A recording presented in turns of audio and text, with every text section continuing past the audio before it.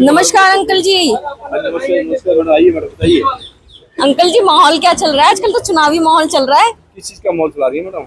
अरे लोकसभा चुनाव है। ठेकेदार है मैडम, हमारा माहौल पूछो ना, हम बताएंगे हमारा माहौल क्या चल रहा है। अच्छा, तो दिल्ली का क्या माहौल है? आप तो दिल्ली में हैं, राजधानी में बैठे हुए हैं। मैडम दिल्ली का माहौल तो ये है कि कहते हैं मोदी सरकार आएगी, लेकिन हमारे हिसाब से मोदी सरकार बिल्कुल नहीं आएगी। क्यों नहीं आएगी भाई? क्योंकि मोदी जी ने इंटरनेशनल लेवल पे बहुत काम किए, लेकिन यहाँ पे दिल्ली के अंदर या प्रदेशों में कोई काम नहीं किया।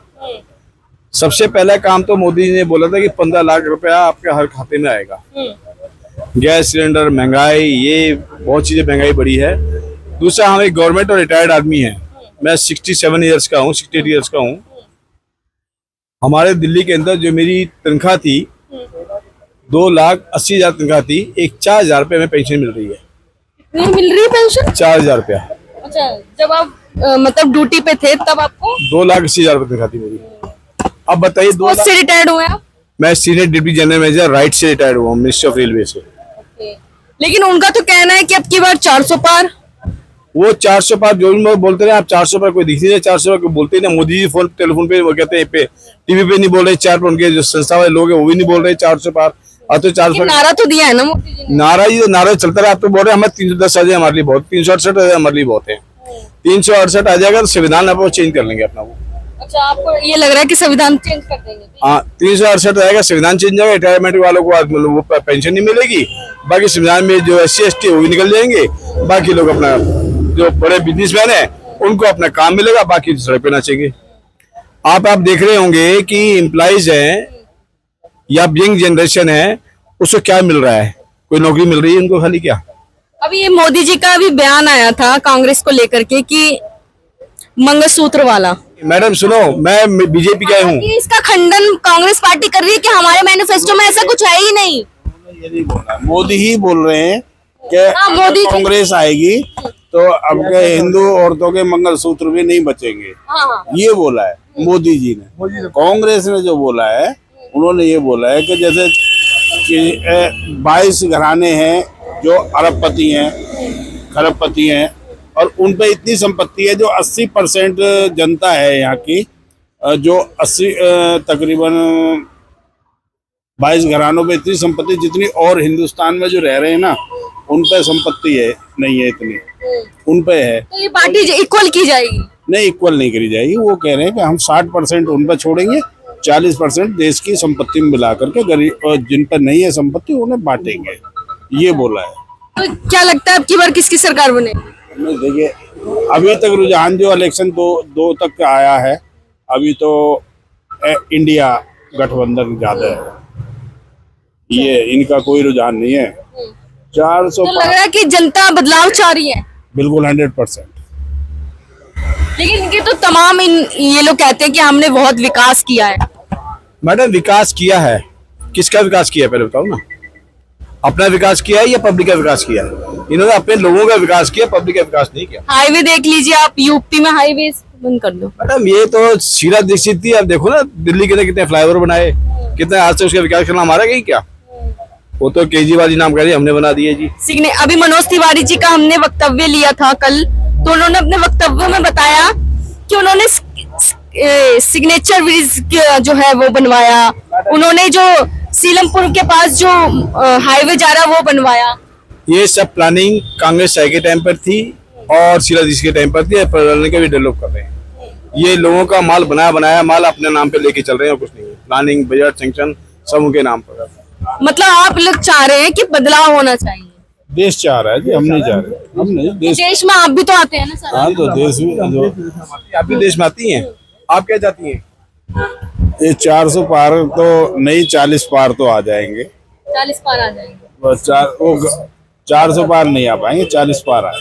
तो हमारे साथ और भी लोग हैं, उनसे भी हम बातचीत करते रहेंगे यहाँ पे पब्लिक से। तो हमारे साथ और ईवीएम सही रहा तो कहते हैं सेकंड पार्टी आ जाए, इवेंट ठीक नहीं तो मोदी जी आएंगे। लगातार लोगों से बातचीत कर रहे हैं। सर क्या लगता है दिल्ली में 7 सीट जाएगी बीजेपी को कि बदलाव चाह रहे हैं लोग? लोग तो बदलाव चाह रहे हैं। तो आप भी बदलाव? क्या लगता है कि बीजेपी ने क्या क्या किया दिल्ली में? कुछ नहीं किया। कुछ नहीं किया। आप खुश नहीं है उनसे? कोई खुश नहीं। कोई खुश नहीं है, यानी कि दिल्ली की जनता बदलाव चाह रही है। वो तो कह रहे हैं हमारी 7 सीट आएगी दिल्ली में। कहने को सब कोई कहता है,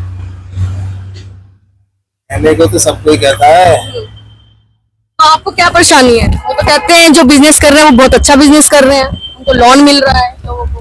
क्या करना, लोन लेके ब्याज और नहीं भरनी पड़ेगी। तो ब्याज भरना पड़ेगा। लोकल का कहना है लोन लेके क्या करें, उसका तो ब्याज भरना पड़ेगा। जुड़ते चले जा रहे हैं, यहाँ पे कुछ युवा हैं, उनसे भी हम बातचीत कर लेते हैं। क्या लगता है सर कि जिस तरीके से बीजेपी कह रही है कि अब की बार 400 पार, क्या 400 पार हो पाएगा?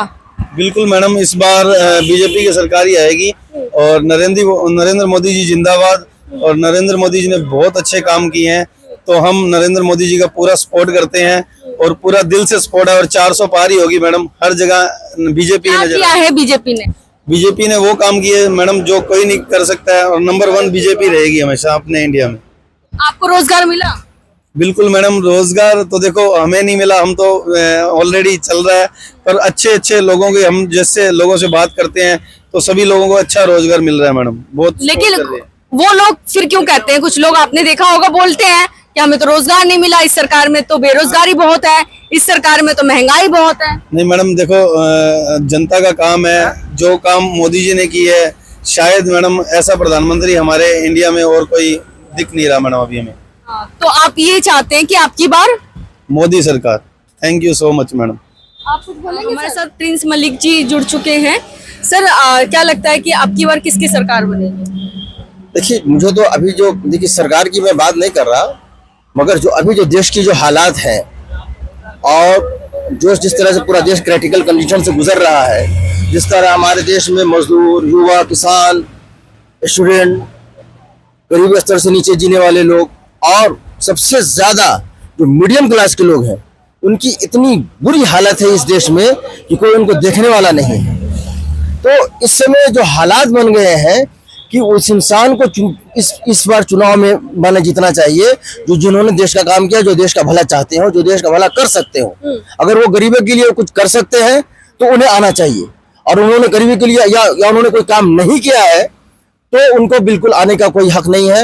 वो बिल्कुल मतलब कि इस गद्दी पर अगर ना बैठे तो देश के लिए भला हो जाएगा। लेकिन वो तो कह रहे हैं कि अब की बार 400 पार। युवा कई हमने लोगों से इंटरव्यू लिए हैं, वो तो काफी लोग खुश हैं, कहते हैं कि उन्होंने राम मंदिर बनाया जो इतना पुराना वर्षों से चल रहा था, जो कि बीजेपी की सरकार में वो राम मंदिर जो है वो बन पाया है। देखिए वैसा तो कोई बात नहीं। देखिए, मंदिर और मस्जिद जो है या किसी भी धर्म स्थल है, वो धर्म अलग है, सियासत अलग चीज है। अगर आपको मंदिर बनाना है या मस्जिद बनाना है या गुरुद्वारे बनाना है, वो अलग फैक्टर है, राजनीति एक अलग फैक्टर है। तो आप राजनीति को और मतलब कि धर्म को जोड़ के चलेंगे, उससे राजनीति नहीं होती। लेकिन वो कहते हैं हमने काम किया है, हम काम के नाम पे हमें जनता वोट देगी। आपको मैं बता रहा हूँ, पहले तो देखो कि क्या किसी ने राम मंदिर को चुनाव का मुद्दा बताया है क्या? राम मंदिर बनाने वाले भी चुनाव का मुद्दा ऐसा नहीं बना रहे। आज के समय में ये लोकसभा का चुनाव आम चुनाव है। आम चुनाव में जन सरोकार के जो मुद्दे हैं वो गायब हैं। रोजगार के मुद्दे होने चाहिए, शिक्षा के मुद्दे होने चाहिए, स्वास्थ्य के मुद्दे होने चाहिए, सुरक्षा के मुद्दे होने चाहिए, डिफेंस के मुद्दे होने चाहिए। राम मंदिर जितना बड़ा बना है उससे भी बड़ा बन जाए राम मंदिर, तो इसके वो देश का चुनावी मुद्दा नहीं हो सकता। धर्म कहाँ जहाँ कहीं भी हो, धर्म का चाहे अमेरिका में हो, इंग्लैंड में हो, कहीं भी हो, तो धर्म का कोई अगर मस्जिद बना ले या मंदिर बना ले या बहुत बड़ा कोई चर्च बना ले, तो वो उसका वो कहते हैं अपना काम खोलो, हम लोग आप लोगों के लिए बैंक से लोन तो दिलवा रहे हैं, लोन लीजिए, अपना काम खोलिए, रोजगार दीजिए। किसका, किस चीज का? बीजेपी सरकार जब रही है तो उन्होंने यही कहा है कि हमारी सरकार में लोन मिल रहा है, आप लोन लीजिए, आप लोग अपना रोजगार खोलिए। आप अभी देखिए एक एक चीज, उन्होंने जो सबसे पहले जो सरकार है उन्होंने जो वादे किए वो कुछ पूरे नहीं किए। अब अभी आप रेलवे में यात्रा करते हैं, रेलवे हिंदुस्तान की लाइफलाइन कही जाती थी। रेलवे के अंदर इन्होंने ऐसा बंटाधार किया हुआ है, जो स्लीपर क्लास थी उसमें एक जमाने में 12 सीटें होती थी, 12 कोच होती थी, उसको इन्होंने आधा बांट दिया, 6 सीट अब 6 कोच लगी रहती है, बाकी 6 को क्या करते हैं, ये तत्काल में बेचते हैं। और जो बाकी 6 बची हुई हैं उसमें 72 सीट के जगह 300 लोगों को यात्रा करवाते हैं। ये एक उदाहरण है इंफ्रास्ट्रक्चर के बारे में। इसी तरीके से आप दूसरे चीजों को, शिक्षा को देखो, आप निजीकरण हो या नहीं हो एक मुद्दा नहीं है, निजीकरण हो गया चलो, लेकिन जो चीजें हमारे देश के अंदर में, एक किताब अभी हमने अपने बेटे की किताब 11वीं का 1250 रुपए का खरीदा, क्योंकि एनसीईआरटी की किताबें मिल नहीं रही। तो सवाल ये है कि शिक्षा जो है वो प्राइवेट कर दी गई है और हर कोई अफोर्ड नहीं कर पा रहा है। कहाँ पे आप ये कहना चाह रहे हैं कि जो शिक्षा है उसको प्राइवेट कर दिया गया है, जो कि सरकारी होना चाहिए। मैंने ये चूंकि एक सेकंड स्टेज का मुद्दा आ गया, प्राइवेटाइजेशन हो नहीं हो, आप उसको मॉनिटर कर रहे हैं कि नहीं कर रहे हैं। आखिर जो सिलेबस है, जो कैरिकुलम है, ये कौन देखता है? वो वहाँ की जो बताइए, अब की दिल्ली में जो है वो नॉर्थ ईस्ट से कन्हैया जी खड़े हो रहे हैं और मनोज तिवारी जी हैं, और दोनों ही पूर्वांचल से हैं, और एक तरफ कन्हैया जी हैं जो कि जेएनयू से पढ़े हुए हैं, और एक तरफ मनोज तिवारी जी हैं जो कि अभी प्रत्याशी हैं बीजेपी से। तो ये बताइए कि क्या टक्कर हो पाएगी? तो मैंने ये कन्हैया जी जीतेंगी या फिर मनोज तिवारी जी? देखिए, इसमें मैंने अभी अपना हिंदुस्तान में भी हमारा इंटरव्यू लिया था, तो मैंने इस पर कहा था कि देखिए, ये आपके जो मनोज तिवारी जी हैं वो एक कलाकार से आते हैं, और उनका जो मूड है, जैसे अभी वो बहुत सीरियस बात करेंगे, फिर थोड़ा देर के बाद जाके वो अपना नाचना गाना और अपना हंसी खिल करने लगते हैं, तो वो सीरियसपन उनमें है नहीं। और सबसे बड़ी बात है कि जब इंसान सब सीरियस नहीं है कोई काम को करने के लिए, तो फिर वो देश क्या चलाएगा, राज क्या चलाएगा, या आपका एक कॉन्स्टिट्यूंसी क्या चलाएगा? लेकिन 10 साल हो गए उन्हें दिल्ली में। मनोज तिवारी जी नॉर्थ ईस्ट से 2 बार सांसद रह चुके, अब तीसरी बार भी लोग कह रहे हैं कि वही बनेंगे। लोग कहने हैं, मगर वो उनमें जब सलाहियत ही नहीं है। अब जिस लोगों को आज के डेट में नेता क्या बनेंगे, देश बोलने नहीं आता है, देश करते हैं। पहले तो देश बोलना सीख लें, तब देश चलाएंगे। देश बोलना नहीं आता और देश चलाने की बात कर रहे हैं। मतलब आप लोग चाह रहे हैं कि बदलाव होना चाहिए? जरूर, हम ये चाह रहे हैं कि बदलाव बिल्कुल हर तरह से आए, क्योंकि देश की जनता बहुत परेशान हो गई है, त्रस्त हो गई है, और लोग इस तरह से परेशान हो गए हैं कि आप सोच नहीं सकते।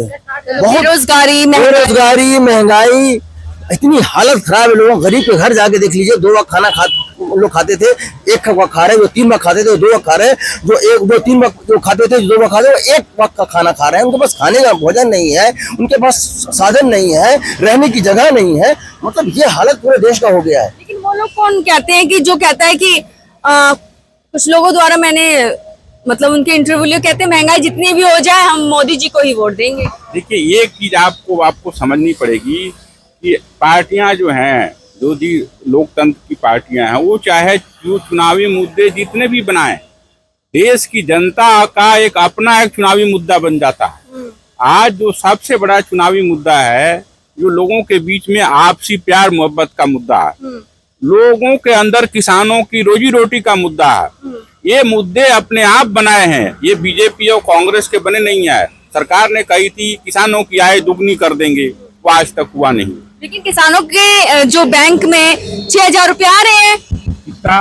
वो तो कहते हैं 6,000 रुपए उनके बैंक खाते में 6,000 बोल रहे आ रहे हैं। 6 मतलब 6,000 6,000 रुपए 6,000 रुपए किसानों के खाते में आते हैं। देखिए, ये ऊंट के मुंह में जूरा, ऊंट के मुंह में जीरा है।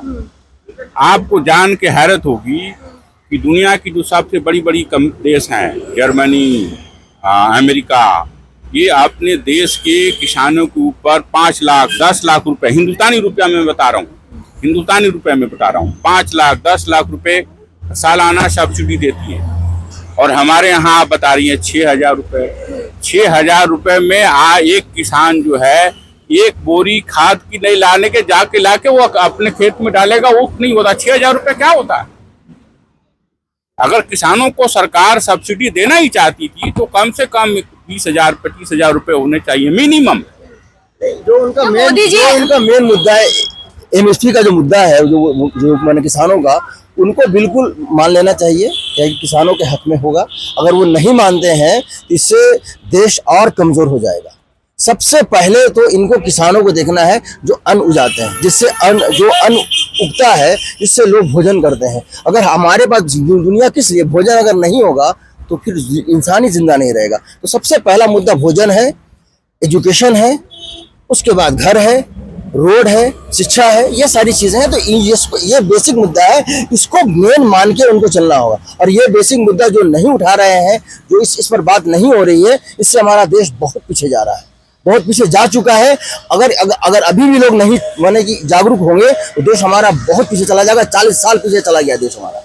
तो देखा आपने, तमाम लोगों ने जो है अपनी राय रखी है यहाँ पर, और इनका खास तौर पे यही कहना है कि जनता जो है बदलाव चाहती है। लेकिन ये तो दिखने वाला एक समय होगा चुनाव के बाद का कि सरकार किसकी बनती है, जनता किसको वोट देती है। ये जनता की खुद की जो है जिम्मेदारी है, खुद का अधिकार है कि वो किसको लाना चाहती है। तो इसी के साथ आप लोग कुछ खबर को देखते रहिए, कुछ खबर को सब्सक्राइब शेयर जरूर कीजिए। धन्यवाद।